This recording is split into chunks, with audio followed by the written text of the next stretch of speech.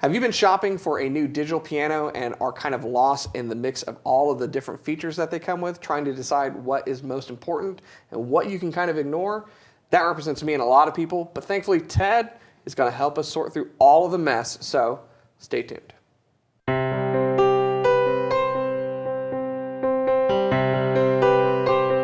Hi, this is Ted with Alamo Music Center in beautiful downtown San Antonio, Texas. And this is not Patrick. My name is Chris McKee with Alamo Music. You can find us online at alamomusic.com. If you're new to our piano channel, please make sure to subscribe, turn on notifications, and like our videos. That helps other piano-minded people find our videos as well. So we thank you very much for doing that. So Ted, you're going to help me and probably everyone else here sort through this because I play piano, I play keyboard, I own these instruments, but I'm a guitar guy. That's why I'm on our guitar channel. Right. I don't know what some of these things mean or even if they're important. Right. And so, help me out. If we're looking at something like this is a Kawai digital piano, but some of this even applies to keyboards, I think. It does. And in this day and age, say you work in an office and a guy comes in and says, my kids want to start playing piano, all three of them. They may get advice from around the office, and one thing someone may say is, hey, get a digital. Sure, like get a keyboard. Get a keyboard, get a digital. Doesn't cost as much, doesn't take up as much space. Hey, I had a red Radio Shack keyboard when I was little. Talk about retro, that's where I got started. Yeah, let me tell you.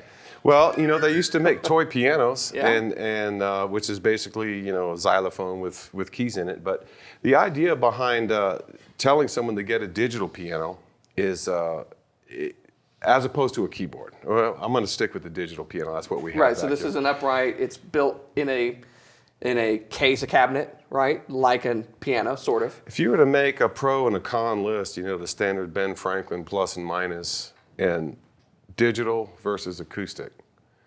Well, I'm a true acoustic piano guy, but when it comes to laying down the options and the features, you're talking about like an old hand crank phone with a thing and a new iPhone 12. That's the difference, okay? So the benefits and features are going to far outweigh an acoustic piano if you're in the market for a digital. You can have the thing do a lot more for you, and it does a lot more for you, and for any beginning or advanced piano student. And so people say, well, why doesn't everyone just play a digital piano? Because that's a good question. Not everyone plays electric guitars. This is a good question too. Yeah, hey. Acoustics are different. I really like acoustic guitar. They are a whole different beast. Entirely different beast. But the idea of what I'm getting at is that you have a thing where you're going to have, say you got 3 kids in your house and they all need to practice. Because they're beginners, you're going easy the first year, 30 to 45 minutes a day. Well, that's an hour and a half, almost 2 hours. You get to listen to it. If they're in headphones and they're doing their job, you don't have to listen to it. Other people in the house can have a life. They could practice piano. If you got a college student, he could practice piano after midnight with headphones on and not really bother anyone. Yeah. And then the other thing, features. Well, the features that we're going to look at on this digital piano are going to be the same ones on an acoustic piano, plus some extra stuff that acoustic pianos don't have. Okay. And this is what I always tell people. What kind of digital piano do you want and what kind of features are you looking for depends on who the end user is. And so for the most part, say it's a standard piano for the home. Well, a digital piano in a home is going to far outweigh in features in terms of benefits what an acoustic piano is.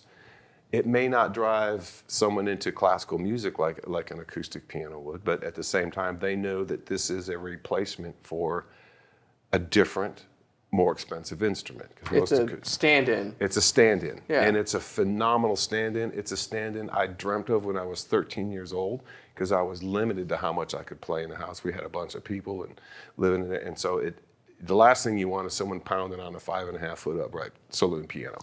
Learning how to play. Well, Not playing, learning how to play. And you can do that with like some of the hybrids, but then the cost is much more. Because you're getting both an acoustic and a digital piano.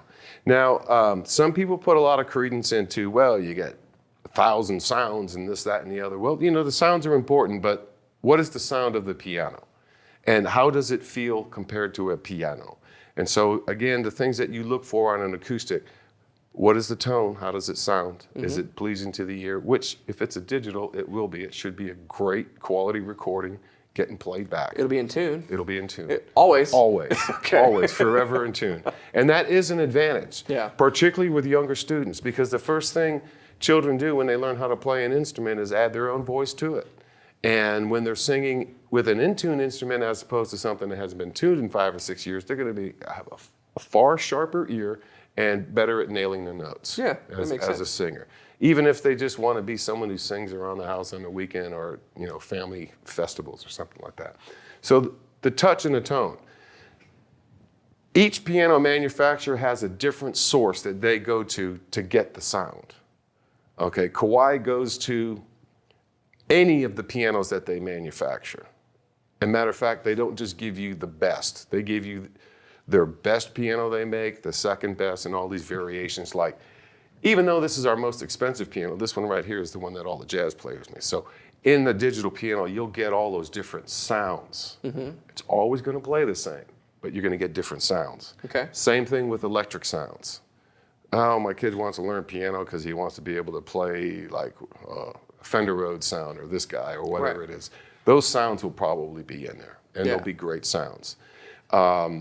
So Yamaha uses their top of the line, plus they also use their uprights. Okay, then they use out-of-tune pianos for honky-tonk. So if you want a saloon piano, usually it's a sound you can go in there and pick. And then different manufacturers, sometimes they just generate sounds or they have general MIDI sounds. But I noticed coming in here, there was a different manufacturer of a digital piano out there that uses a Bechstein piano, which is not as common as you would see for a Kawai sample or a Steinway sample. Everyone samples the Steinway pianos. They sell them in separate software packages. Right. You can upgrade those and you can trigger those from one of these if you wanted to.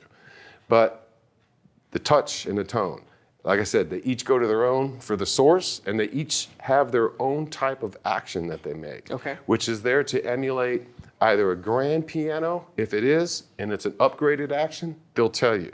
This is our Grand Action 3 or whatever they call it. They'll have a marketing name, manufacturer's proprietary name for their type of action. Yamaha has one that has a swinging lever in there, and Kawai's works similar to the same type of thing, and they have upgraded where you can get all the keys, even though it's digital, it has solid wooden key. And on the Kawais, they actually space out the leverage and the balancing between the keys, and they actually give you a little bit more extra key length so that it's exactly like playing a real piano. And like a grand piano, right? And a grand piano. Now, so for some people that are watching this and maybe shopping for digital, this is something that I've heard before, and I think I understand it, but I want to make sure. There are some digital pianos that do not have grand action, and there are some digital pianos that do have grand action. There are some that have plastic keys, and like you just said, there are some that have wooden keys, and these are a differentiating feature. Now, if I understand correctly, grand action is going to be a faster response than a other action would be on a digital piano. Is that correct? The grand action is going to emulate the action of a grand piano. And that doesn't mean like a standard home model grand piano. That means like one of the premier advanced to professional type. They're going for the best feel that on that keyboard that you can get, which is like sitting at a concert grand piano. Yeah. And there's physics at work. Like on an upright, the hammer's hitting this way, and so it has this horizontal response to it. And on a grand, it's vertically laid out, or vertical and then horizontal. I flipped them. Was that stop? Reverse that? So. So it's faster just simply by gravity and the way the physics of a grand piano works. Well, none of that is going to really affect on a digital piano. Okay. And like I said, they get the sound from their own sources. And these piano manufacturers that make digital pianos make the best digital pianos in the world. I don't know of anyone that has a premier instrument where they do it to the lowest bidder. In other words, they build nothing, they just assemble. Okay, so the ones that are actually making these things are already in the piano business. And now there are keyboards that are made based on like what I just said, the lowest bidder, but for the most part, the piano manufacturers that are generating a digital piano are putting as much of the real instrument and practice necessities for beginning students and educators into that instrument. Yeah, that makes You buy a digital piano, you don't need to buy a metronome to put on top so it clicks. It's in there. What's even better than a metronome? A personalized drummer. It's a lot easier to play to a than it is a There's no groove in just a beep. Right. Okay. There's a groove in a drum. So instead of having to learn how to count 1, 2, 3, 4, 5. I mean, instead of learning how to count out a waltz, a child can feel it. And so you don't have to think it, you can just feel it. So by utilizing some of the accompaniment in there, it's helpful for lessons. There's some of these digital pianos that even have kind of like actual lessons walk you through type stuff, don't they? In other words, you can get, I believe that both the Kawais and the Yamahas have like the hand-in exercises in there. So you can set the speed and keep up with the guy playing, which is what I did with my teacher. I'd go in, all right, let's see, Mr. Barstool, let's see how you did this last week on your hand-in exercise. I was like, oh, I didn't do those. And you got to sit there and fudge with your teacher. And he says, you didn't practice this week. Okay, so all of that is built into a lot of these digitals. And again, we once talked about the pedals. Yeah. The pedals on a digital piano, for the most part, you're going to have the right pedal will be a sustain pedal. The left pedal will be a damper pedal. The sustain actually pulls the felts off of the strings so they're open and vibrating. The damper pedal on an acoustic upright brings the hammers closer. On a grand piano, it shifts them over. And so on a digital piano, they prefer to take the grand piano method. So when you press the pedal down, it just doesn't go down in volume. There's a tonal difference. And on the more expensive models, you'll get a more dramatic tonal difference when you use the damper pedal. Because it's literally, they sample it separately, and it's only hitting 2 strings, and it's a different part of the felt. Now the middle pedal is on a digital piano, they're all assignable. So like if you had a drummer and you needed to come in on a certain part, you could assign the go to that pedal. So you could just hit the pedal. If say you're playing piano, you hit the pedal and the drummer will start. So you can do different assignments with the pedals. But the middle pedal on digital pianos is modeled after the expensive feature on an acoustic piano, which is the sostenuto pedal. And it works where you play your notes, you press down, those notes stay open and sustained. So if you play a scale or an arpeggio over it, the ones that are open just ring louder and they keep ringing, the ones that don't cut off. So it's kind of a neat feature. And something that you typically wouldn't have on most upright acoustic pianos. You would not have that on that. Yeah, that's Absolutely. very cool. Now, I didn't mention this, but there are some manufacturers that have a fourth pedal. And on the fourth pedal, it determines the 2 middle ones have different functions. Sure. But say 100 years ago to about 70 years ago, that fourth pedal, that if you ever had a piano with a fourth pedal, actually brought down very similar to the mute, where it would bring down this wool in front of the hammers. It would bring down these little pieces of ribbon that had these little pieces of not solid steel, but like a leaded steel. Okay. So that when you hit it, it was like hitting the string with steel on steel. That's true honky-tonk piano. Yeah. And it makes the bright notes, the high ones, even brighter and stand out. It would be like putting... Makes them kind of shrill. They just cut through. Guys play electric guitars with a steel pick, right? Yeah. And acoustic guitars with a steel pick. It has a different bite to it, right? Matter of fact, most of the heavy rock dudes are using steel picks. Yeah. The reason for that is it's cutting through. Yeah. Pianos used to have that. And then when that thing, it was made out of ribbon, and it had a little spring load in it. It didn't last that long. They start rotting off and they get crooked. So guess what people started doing? They would buy brass tacks and stick them right in the hammer. So you're playing a piano with tacks on the end, so it's always in honky-tonk mode. And so some of that's kind of modeled in some of these pianos on the different sounds and the functions. So that brings up a question for me. So you've talked about the feel of the keyboard and the actions that's there, and we've talked about in another video how the interplay of the pedals and the action, that it's not 2 separate things. It's kind of part and parcel of the musicality of the instrument. And now in digital, we're getting to the sounds of it. And here's the thing about digital. We're digitally recreating an acoustic sound. Correct. Right? So to my mind, that means the very best digital pianos are going to sound the most like your in-person, real-life acoustic piano. Correct. So when I'm shopping them, here's a question I have for you. And I think this goes along with it, but maybe it doesn't. I often see different piano and keyboard manufacturers talk about things like polyphony. Oh, it's got this number of polyphony. It's got this number of polyphony. And it seems that the more expensive the keyboard is, or digital piano is, the greater the polyphony is. But I've talked to people that seem to not understand what that is. But I think it goes along with how natural it sounds. So what does it really mean? Okay, first what I'm going to do is talk about this polyphony. Okay. Okay, polyphony is really important. And what polyphony really means is many notes, okay, many sounds. So you can play more than one note at a time. Okay. Okay, the first synthesizers that came out, the ARP Odyssey, the Mini Moog, they were great sounding keyboards, but they only played one note at a time. Yeah.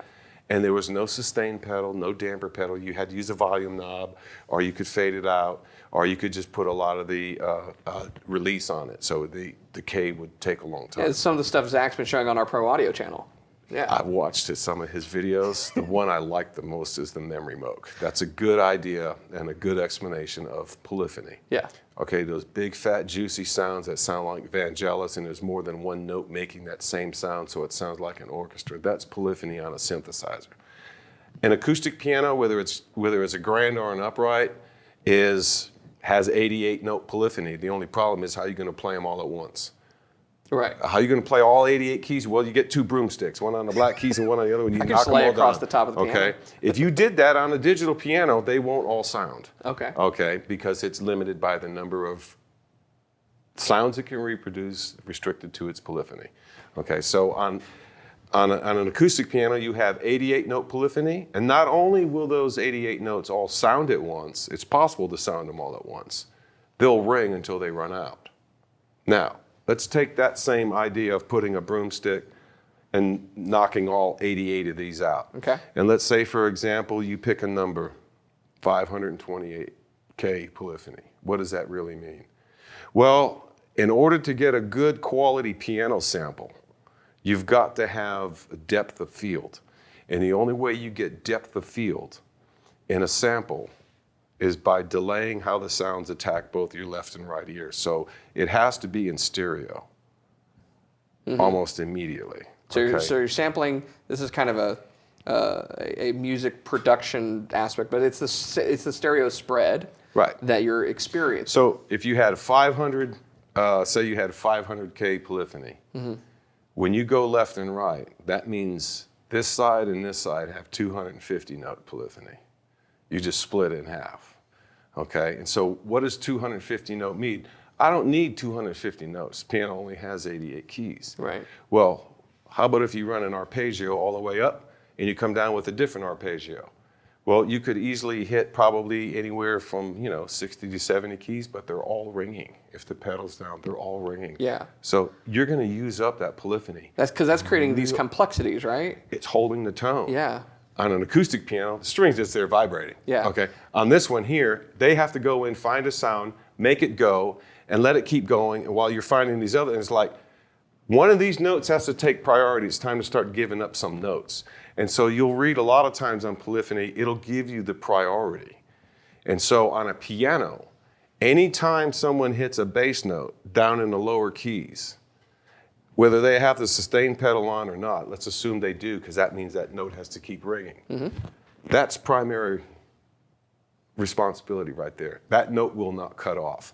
In the early days of 8-bit machines, if you did an arpeggio, you start on the bottom with your sustain pedal, and you went all the way up to the top. By the time you got here, that bass note was cut off. And then they cut off every time you hit one, because you didn't have that many notes to play at the same time.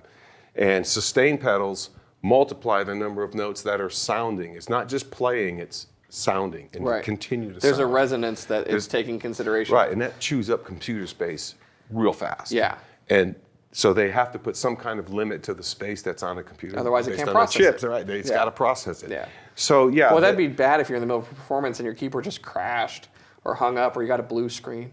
Yeah, right.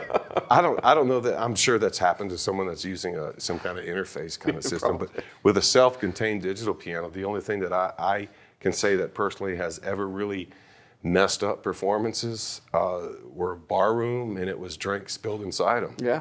That'll take care of the digital piano for the night. It won't work. Well, I think manufacturers know how much processing power they have. They build it with whatever the limited polyphony is based upon that.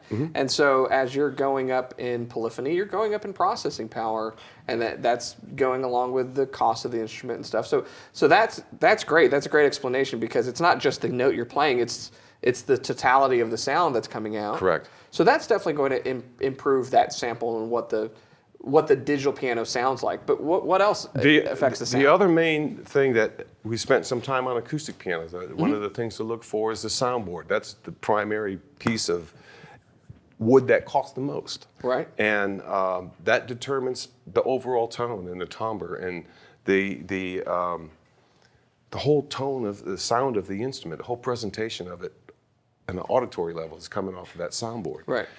You don't have a soundboard Right. on a digital piano. You have the soundboard from wherever they took the sample from. So the critical part on a digital piano is, let's just say you have the best recording of a piano that you can play note by note or combination of notes with a pedal available, because that's what a sample is. Yeah. You have to reproduce that to make it sound like a piano. So you can't go running it through a little iPhone speaker. Right. With a 0.5 watt amp.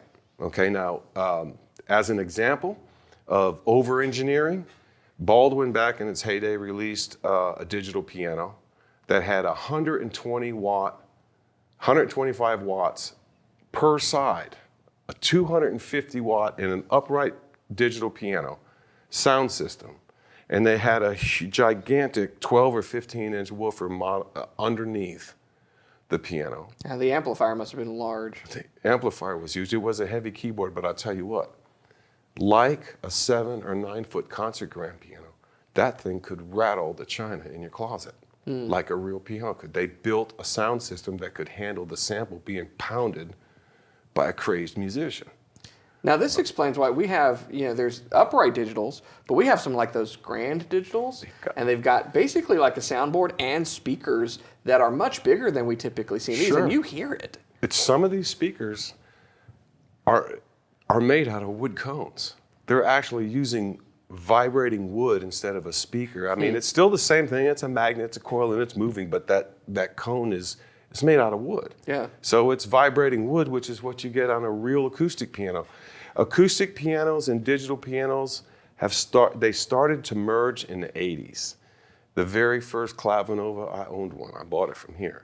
And over the years, the one thing that I always complained about was the pedals, because the pedals were either on or off. Within the last 5 years, even your most affordable digital pianos now have what's called a gradient. And a gradient pedal, both on the sustain and on the damper, allow you to almost personally touch the strings inside a digital piano. The strings, the virtual strings. The virtual strings. Yeah. You get to touch the virtual strings in different grades by using that pedal. The only thing, and our sound crew and the guys that shoot these videos are aware of this, when we sit down to record on an acoustic piano, they start, hey, what's that noise? And it's that, Yeah. it's from the felt coming off the string. Only 1 or 2 digital piano manufacturers have that sound in there. And Where those they recreated that. Yeah. So you can hear that. And that actually goes on during performances, you can hear it. And the guy that I guess you hear it a lot on his recordings is George Winston. And it's probably because people listen to George Winston a lot, but you can hear that on his recordings. And almost any acoustic piano, you can hear that. You can hear it, yeah. And so they're just now starting to get that little feature of added noise into a digital piano. It's funny because some might say, why would you want that? But if the idea is to most accurately approximate the experience of playing at a piano, that's why you would recreate it. Yeah. And it should be there in some temperament or volume every time you hit the sustain pedal, no matter what you're doing. It's funny. I heard something else, and I don't remember which piano it was, but it was one of the high-end digital pianos. It may have been one of the Kawais, where it replicates a resonance that's kind of this kind of phantom resonance that happens, where if you walk up to a piano and you don't have the pedals down, and you just hit a bunch of notes at the same time, and you walk away, there's other strings that ring out as part of a sympathetic resonance, and they've recreated that in the digital piano in order to influence how the overall tone goes. There's a number of recordings made in the late 60s and early 70s, especially with guitar guys, because you know how experimentative they were. We're experimental. Some of the Brits, I think, actually put a speaker right up on a piano. To get it to resonate. To get all the strings to resonate. And they used open harp reverb. Yeah. I think is what the engineer ended up calling it, was an open harp reverb. And it didn't work right. You have to open and close this. You can't just leave it on. Yeah. At first they just want to leave it on, and then it's almost like leaving an echo loop going forever. Or it's basically like having a plate reverb without having any control over it whatsoever. Right. Yeah, but it's strings and it's a little bit more chaotic than a plate reverb. That's fascinating. So I wanted to mention that the things that we talked about in an acoustic piano are still the same kind of features that you look for on a digital. But because this thing is an electronic age instrument, you can get other things and look for other things on it. Like, well, you know, I've been playing my whole life. And I know a whole bunch of songs, but now I'm old, I can't sing that high. You can go in and transpose it and lower. They come with a capo for all of the piano guys. They come with a capo. They transpose and the capo, the neat thing about the capo is also the weird thing about the capo on digital pianos. If you've been playing piano or instrument your whole life, and you put a capo on a guitar, well, you play in a different spot. Right. So at least you're aware that you're playing in a different spot. You've transposed and you feel your voicings it physically. are different. Yeah. When you sit down and you're playing piano and it's coming out notes down here and you're used to this note singing here, your voice doesn't match the instrument. The touch is off, okay? And so you have to kind of put everything sort of together. And but you can transpose, you can change keys, and then like we said, for example, the soundboard was important on an acoustic piano. Well, and here what you're looking at is the source of the sound from the sample, and there'll be hundreds of them on some of these keyboards. Yeah. And then also the amplification and the speaker setup. Okay. Because those two things take the soundboard's part. Right. Okay, as well as the strings and the hammers and the action's going to come off of your action. But a lot of the same things that you're looking for in an acoustic piano, exactly you want out of digital piano. It'll cost you less, and you should get some extra things like a metronome or a drum beat or ability to split the keyboard, to do duets and get some educational thing out of it. And all that's just digital. There's a translation from acoustic to digital on feature parity, but it's not a one-to-one. You're actually getting a lot more in the digital piano. And from the complexity of the sound, the sample that they used, the speakers and the amplification, the system that they have in it, that's translating to the sound you're hearing. And it sounds like they're at least the acoustic piano manufacturers are basically using their or very close proximity to the same actions to give you that same feel and response. They're trying to emulate what they sell for thousands and thousands of dollars into something that's more affordable.